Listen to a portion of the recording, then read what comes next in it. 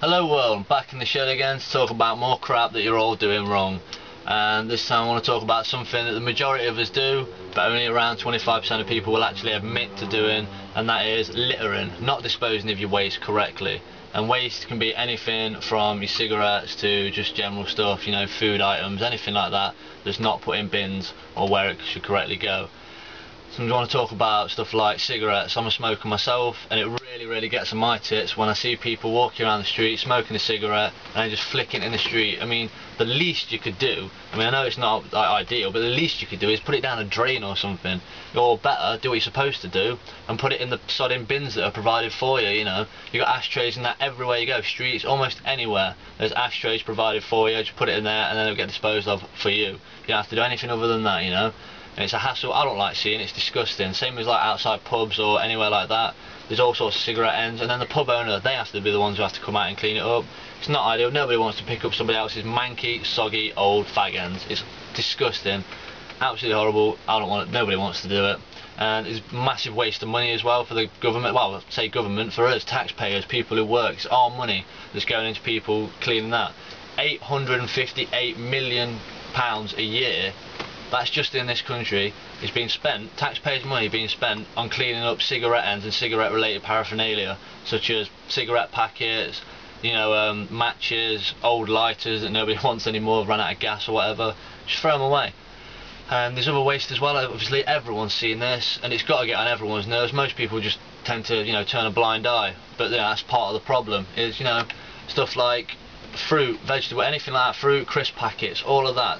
And you can't just throw it on the floor and think, oh, somebody else take care of it, or it'll decompose, because a lot of the time this stuff gets missed, gets thrown away. You know, your cans of pop, your energy drinks, all that crap that people are drinking nowadays, they take up to 80 years to decompose. That's 80 years of lying around, being an eyesore to everyone. Nobody likes seeing that, and it's not only an eyesore, it's dangerous. It's dangerous for the environment, it's dangerous for the animals, and it's also dangerous to people. It causes a lot of soil to go toxic. It can make a lot of soil infertile, nothing can be grown in it, it has to be filtered. That's a lot of effort in itself. That's somebody else's job to do all of that. It's not very, you know, and if you're not disposing your waste properly, it all ends up in a landfill site. A landfill site, big ass bin, open air. Nobody wants to live near it. No one can live near it because the smell's too bad. Nothing's decomposing properly. It's taking up a lot of land, a lot of space. It could be used for much more useful things. You know, it's polluting ponds. My own local woods. Been to the pond there. Used to go there all the time, could see straight through it, see the fish. There used to be grey crested newts in there, which are an endangered species. Now, as far as I know, there's nothing in there because nothing can survive in there, you know. Now it's thick, muddy, black water. It's absolutely horrible. There's cans of beer, there's cans of pop, all sorts of that. I took some pictures, I'll put them up on Facebook. You can all see that for yourselves. And that's just one tiny area out of the whole lot. I'm going to take pictures of more and more as I see it, because people do need to open their eyes and actually see all the amount of shit that you're pumping into the environment and the world around you. And a lot of people think, oh, sorry, I'll be dead before it causes a real problem. It's causing a real problem now, here and now. And even if you'd be dead when it causes a real problem, that's your kids, your grandkids, your great-grandkids, generations that are going to have to deal with your waste, deal with your crap. It's causing a lot of trouble, you know, it's pissing up messing up the environment, the ozone layer, all of that, and that's all because people are too inconsiderate to just pop it in a bin that's provided for you. Or just recycle it. You know, we're running out of natural materials as it is, just recycle. It's not hard. Almost all councils provide another service of different bins to put your recycling in, one for like glasses and cans, another for cardboards. It's not hard, really, is it? To just get something, stick it in a bin, you know, a separate bin. You don't have to go out your way, it could be next to your normal bin that you stick your crap in. And I hear people complaining on a daily basis about, oh, I wish the council had come round more and empty the bins more. When they open their bins and they see milk bottles and cardboard in there, they could have put in recycling, and they wouldn't have to get the council to come round more often and empty the bins. There wouldn't be all these complaints.